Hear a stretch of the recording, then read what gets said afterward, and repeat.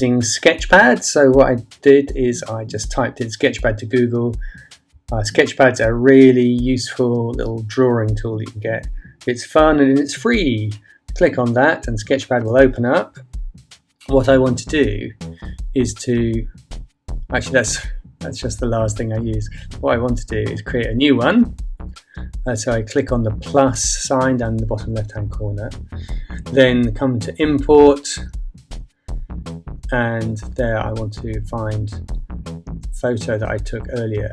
Now this photo here is a photograph of an artwork I made where I just splashed some paint onto some bits of collage that I stuck randomly to a piece of paper. So it doesn't have to be of anything, and in fact it's kind of almost better if it's not of anything. Just some random shapes of paint and collage or just paint on a piece of paper will do to get you started. So I click on that, click open, and it loads up. Just going to make that a little bit smaller so I can see it more clearly, like that. Okay, so as you can see, it's a pretty random thing. I used a bit of a map of an underground system from somewhere, I can't even remember where. And what I want to do is to simply use the web drawing tool. Now if you go up to the top left hand corner, and it's already got the web there, you can click on this and you will get a whole load of different tools there.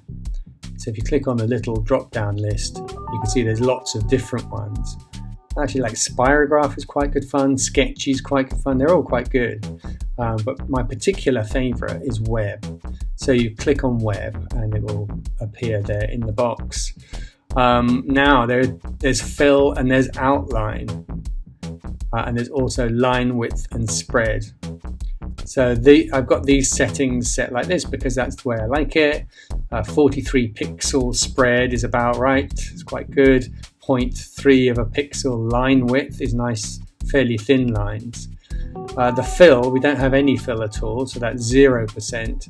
And the outline I've got as 90%. Actually, you can put it up to 100% if you want. Okay, so you will see now what the web drawing tool does. You can change the color if you want, you can have some fun with it. For this one I'm actually just going to use black, so it's easier to see, and what I like to do is just kind of draw around the edges that I can see on here. But you'll see what happens when I go like that. Wait a minute, I don't want it to be like that. Control Z, it's too thick. That's because I accidentally put the fill on. I don't want the fill at all, Mr. Tim, what are you doing? So I want 0. Now you'll see the difference when I put 0 there. Let's start that again. Okay.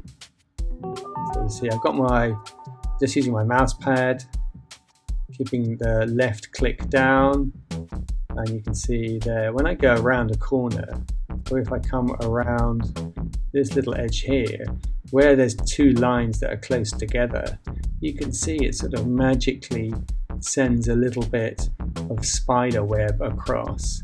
So that's kind of fun. But it's quite a nice way to draw. So what I like to do is create these sort of abstract collages or paintings and then draw over the top digitally.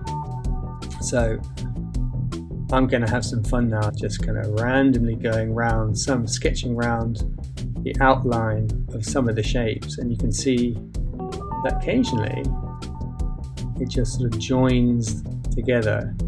You kind of have to keep your finger pressed either on your mouse or on your mouse pad, depending what you're using.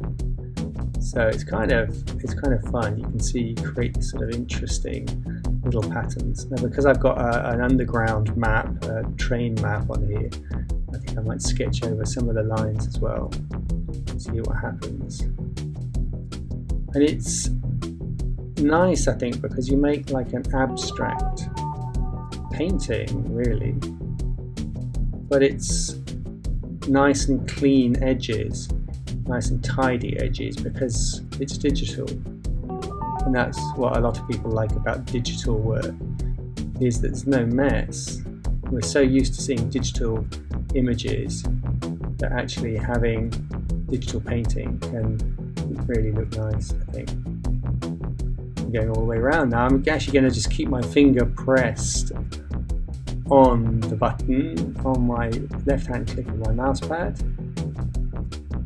And you see there, just tracing over some of the lines, going backwards and forwards. And you get these little bits of spiderweb going across. So I'm just going to carry on doing that for a while.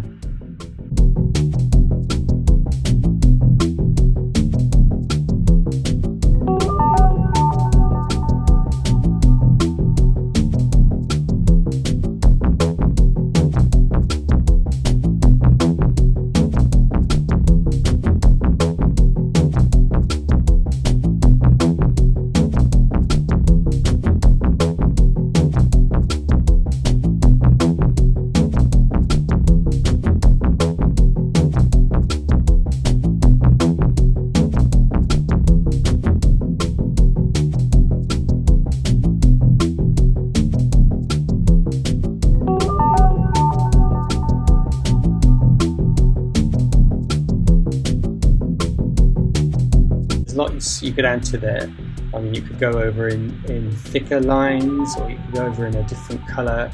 And actually, if you're interested in Sketchpad, you could add lots of different tools there, just painting into what you've got with different colors and different transparencies, and that can look really good. Just to save the work, all you need to do is to go down to the little icon in the bottom left hand corner. It says export, click on that. I always like to save it and download it as a JPG, JPEG. So I click on that and it will download to your computer. And there you have it.